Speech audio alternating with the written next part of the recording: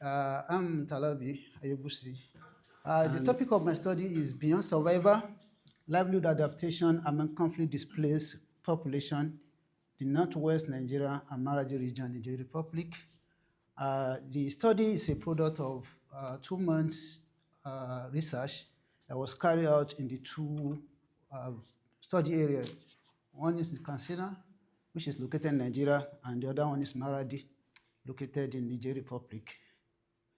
The study is actually carried out as a result of the crisis being witnessed in Nigeria. Nigeria presently is faced with a lot of security challenges. In the northeast, we have the Boko Haram insurgency. The northwest, we have the armed banditry.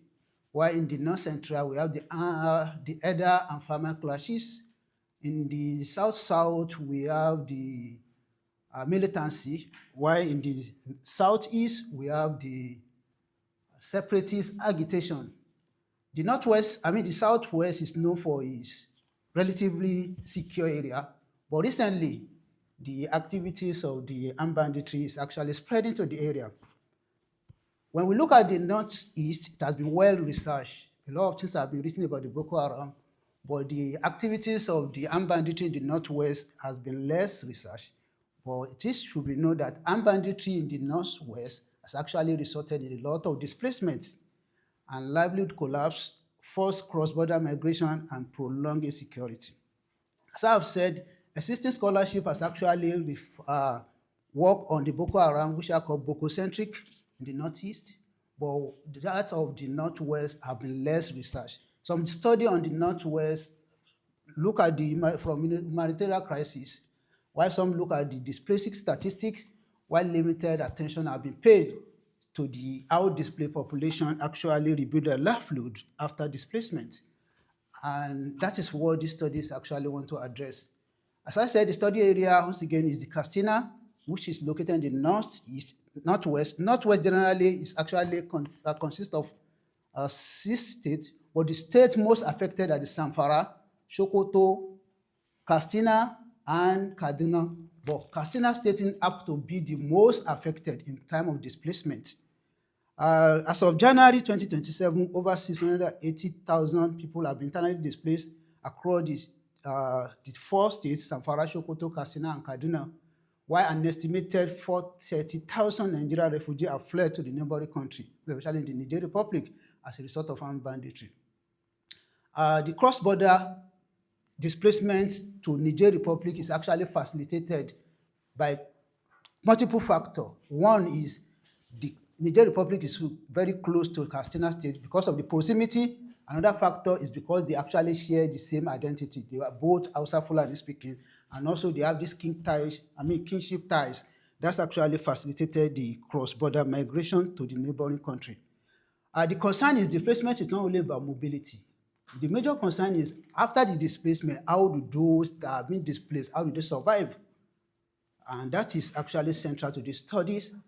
The studies actually are interested in how the displaced people actually survive and how do they actually build their livelihood after displacement. We look at it from two perspectives. Those that are displaced within the country as IDPs and those that were actually displaced across border as refugees. And the IDPs and refugees are of two types. We have the IDPs that actually reside within the IDP camps, but we find some IDPs also that actually stay within the host community. Also, the refugee also, we find some refugees that will actually reside, they take refuge in the camps, refugee camps, but we find some refugees that will actually that stay within the host community. And this study is actually interested in looking at how those that were displaced, how they're actually adapting and constructing their livelihood following violent displacement. Most especially those that were displaced both within and outside, but majorly those that were not actually in the IDP camps, those that stays within the host community. The study has 3 objectives. One is to examine how displacement actually disrupt their livelihood. 2, to actually exploit the adaptive livelihood strategy among the displaced population. And 3, to actually identify factors that constrain livelihood reconstruction.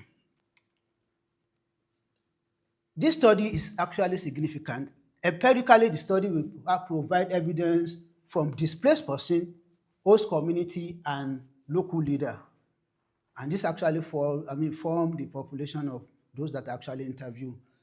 Also, this study geographically is actually significant because it actually brings attention to what is actually happening in the northwest Nigeria and in their displacement. As I have said, most of this existing study actually based on what is happening in the northeast. The issue of the northwest have actually gained little or no recognition in the scholarship.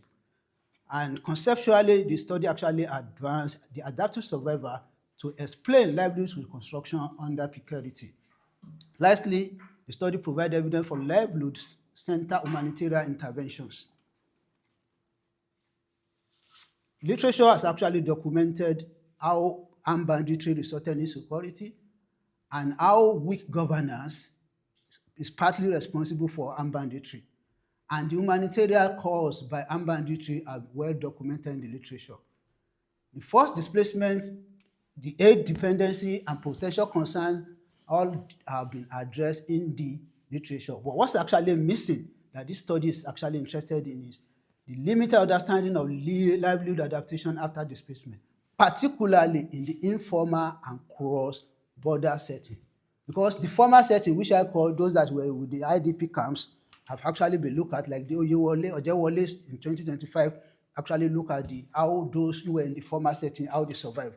But those that were in the informal setting within the host community have not been well researched, and that is what this study is actually interested in. The study depends on the aspiration and capability framework as a theoretical framework, and this is supported by the push and pull theory. The research methodology adopted for this study is a mixed method. The study actually makes use of the interview, questionnaire, and focus group discussion. The interview in all 30 participants were actually interviewed. The 30 participants cross across the displaced person, the host community member, and the local leader. While the survey involved 20 respondents, the focus group discussion, we have 4 sessions, 2 in Maradi and 2 in Katsina. The result of the study were thematically analyzed and descriptively triangulated. These are the findings according to the objective set earlier. One is that as a result of the armed banditry in the northwest, livelihood has actually collapsed. One is that those people in the northwest depend, it is an agrarian area, they depend largely on farming. But as a result of armed banditry, most of them could not actually go farming, and eventually they were actually displaced from their environment, which actually led to what? Farmland loss. And another thing is the armed banditry actually involved in what we call, they actually involved in livestock thefts, cattle rustling. And because those in the west, as northwest, they depend largely into what? Farming and cattle rearing. The armed banditry will actually drive away from their farmland, and also they do cattle rustling. Hence, this actually leads to the what? To the livestock theft, also business disruption and income decline. 100% of our respondents actually reported lower household income after displacement. The second finding is that those that were displaced have actually adapted some strategy. The strategy they've adopted living among the hosts is petty trading, casual labor, and this casual labor actually include child labor, because some of those who have little kids have to engage their little kid in what? In trading. Also, it has resulted in informal farming, social network.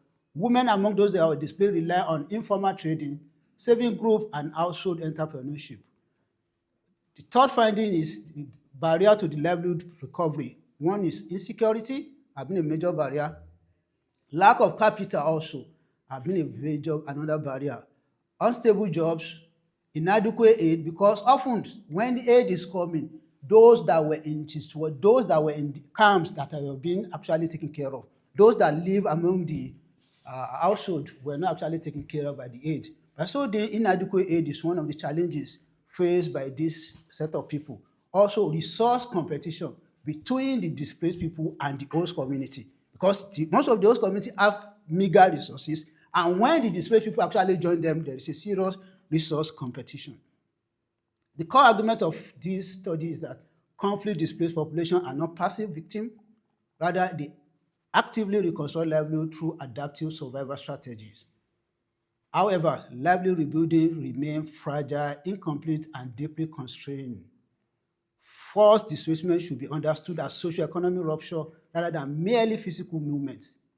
The key takeaway from this study of ours is that displacement severely disrupt livelihood. Displaced population demonstrate strong adaptive capacity. Informal economy are central to their survival, while recovery remains constrained by precarity. Hence, humanitarian response should actually move from relief alone, it should be moved toward livelihood recovery. Thank you so much for your attention. We have some recommendations here, and your feedback also will be welcome.